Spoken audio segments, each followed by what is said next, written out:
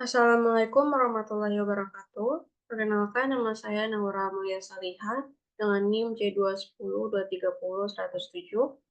Dan pada video kali ini saya akan mempresentasikan mengenai artikel yang sudah saya buat yang berjudul Efektivitas Komunikasi Terapeutik Perawat Terhadap Tingkat Pelayanan di Rumah Sakit. Sebelum itu, saya akan menjelaskan mengenai abstrak dari penulisan ini. Penulisan ini bertujuan untuk mengkaji dan mengemukakan bagaimana efektivitas komunikasi interpersonal antara perawat dan pasien di rumah sakit, dan berfokus pada komunikasi terapeutik yang mempengaruhi hasil pelayanan kesehatan. Setelah itu, saya akan membahas mengenai pendahuluan artikel ini. Pada pendahuluan, saya akan membahas pengertian secara umum terkait dengan perawat, lalu komunikasi, dan setelah itu saya akan membahas secara spesifik mengenai komunikasi terapeutik. Perawat merupakan kunci dalam pemberian layanan kesehatan dan merupakan inti dalam memperkuat sistem kesehatan. Mereka membawa layanan yang berpusat pada masyarakat lebih dekat ke komunitas, di mana mereka paling membutuhkan sehingga membantu meningkatkan hasil kesehatan dan efektivitas biaya layanan secara keseluruhan. Oleh karena itu, keterampilan komunikasi bagi perawat sangatlah penting, tetapi mungkin sulit untuk dikuasai. Lalu, komunikasi sendiri dapat diartikan sebagai pertukaran informasi antara orang-orang dengan cara mengirim dan menerimanya melalui ucapan, tulisan, atau dengan menggunakan media lainnya. Kualitas komunikasi dalam interaksi antara perawat dan pasien mempunyai pengaruh besar terhadap outcome pasien. Pengaruh ini dapat memainkan peran yang sangat penting dalam bidang-bidang seperti kesehatan pasien, pendidikan, dan juga kepatuhan. Lalu, saya akan membahas mengenai komunikasi terapeutik yang dilakukan oleh perawat. Komunikasi tersebut direncanakan secara sadar dan bertujuan, dan juga kegiatannya dipusatkan untuk kesembuhan pasien. Oleh karena itu, perawat harus mampu meningkatkan kemampuan dan pengetahuannya tentang dinamika komunikasi, penghayatan terhadap kelebihan dan kekurangan diri, serta kepekaan terhadap kebutuhan orang lain. Berhasil tidaknya komunikasi terapeutik ini dipengaruhi oleh beberapa faktor, diantaranya kurangnya pengetahuan dan kemampuan perawat dalam menerapkan komunikasi terapeutik. Pada penulisan artikel ini, saya menggunakan metode kajian daftar pustaka, yaitu dengan cara mengumpulkan teori-teori dan menganalisis berbagai data yang didapatkan dari berbagai sumber yang akan digunakan sebagai bahan rujukan dalam melakukan kegiatan penelitian atau membuat karya tulis ilmiah. Metode ini menggambarkan atau menguraikan data sesuai dengan fakta yang ada. Lalu saya akan masuk ke hasil dan pembahasan. Yang pertama, saya akan membahas mengenai pemahaman terhadap komunikasi terapeutik. Dari hasil wawancara yang dilakukan oleh Nina Siti Salmania S. ke dokter dan perawat di berbagai rumah sakit, dalam penelitiannya terdapat berbagai pernyataan dari berbagai ahli maupun tenaga kesehatan mengenai pengertian komunikasi terapeutik. Komunikasi ditujukan untuk mengubah perilaku pasien guna mencapai tingkat kesehatan yang optimal sebagaimana yang disampaikan oleh Bu Nur Hayati.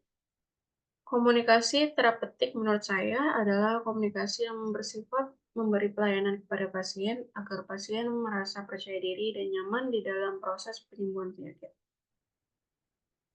Selain itu, ada juga pendapat yang disampaikan oleh Nasir dan Mujid. Komunikasi terapeutik berfungsi sebagai kegiatan bertukar informasi antara perawat dan pasien yang dilakukan secara sadar dalam proses penyembuhan.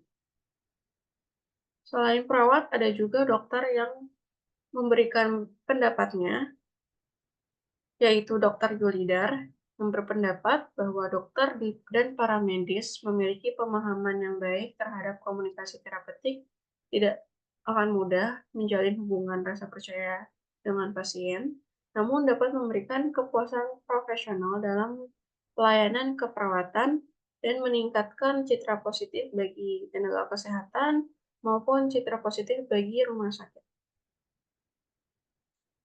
Lalu lanjut, saya akan membahas mengenai komunikasi para perawat dalam proses penyembuhan pasien.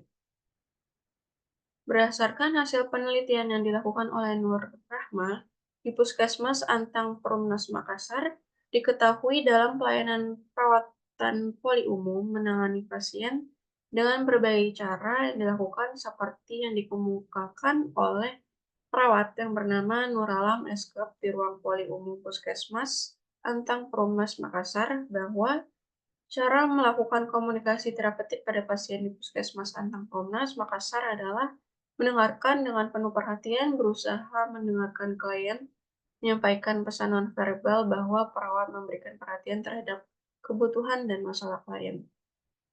Selain itu, perawat Sudirman juga berpendapat dan menjelaskan mengenai pendapatnya bahwa cara melakukan komunikasi terapeutik pada pasien di Puskesmas Antang Perumnas Makassar adalah memberikan 3S, yaitu menunjukkan senyuman yang manis, memberikan sapaan, dan memberi salam.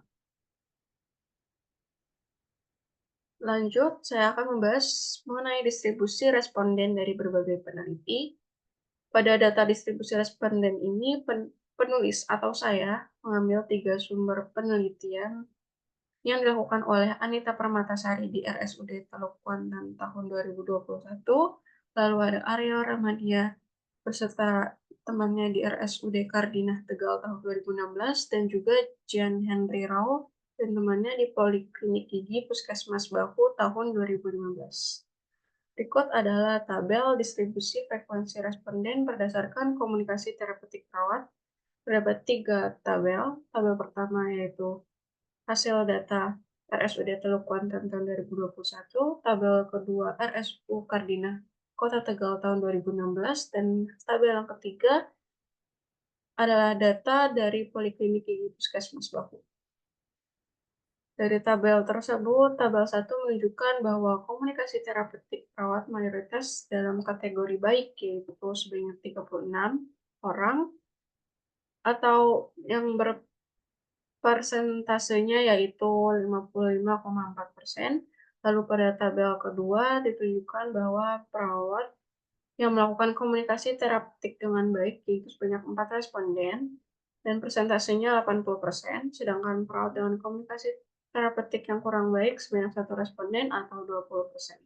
Sedangkan pada tabel ketiga dari hasil jawaban responden ditabulasikan kemudian dikategorikan yang baik berjumlah 14 dengan persentase 46,6% dan kategori kurang baik berjumlah 16 atau 53,3%. Selain itu, terdapat juga distribusi responden berdasarkan kepuasan pasien, dan 3 tabel tersebut rumah sakitnya sama dengan tabel pada distribusi responden sebelumnya. Tabel yang pertama menunjukkan bahwa kepuasan pasien mayoritas dalam kategori tinggi, yaitu sebanyak 31 orang atau 47,7%. Lalu pada tabel kedua, hasil menunjukkan sebagian besar kepuasan pasien dalam kategori memuaskan sebanyak 4 responden atau 80%. Lalu yang terakhir pada tabel ketiga, distribusi kategori kepuasan responden dengan kategori puas berjumlah 14 responden atau 46,6%. Dan dapat disimpulkan bahwa hasil analisis pengaruh komunikasi terapeutik sangat berpengaruh terhadap kepuasan pasien. Terakhir, sebagai penutup, saya akan merangkum beberapa hal penting dari keseluruhan dalam pembahasan penulisan ini. Pertama, mempromosikan komunikasi yang efektif dalam layanan kesehatan merupakan hal yang menuntut dan menantang karena sifat lingkungan kerja.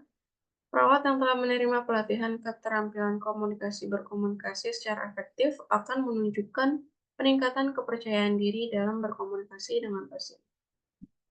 Lalu yang kedua, Komunikasi terapeutik antara perawat dan pasien yang baik dapat tercermin dari cara perawat memberikan komunikasi secara langsung, yaitu dengan lembut dan ekspresi wajah yang menyenangkan kepada pasien.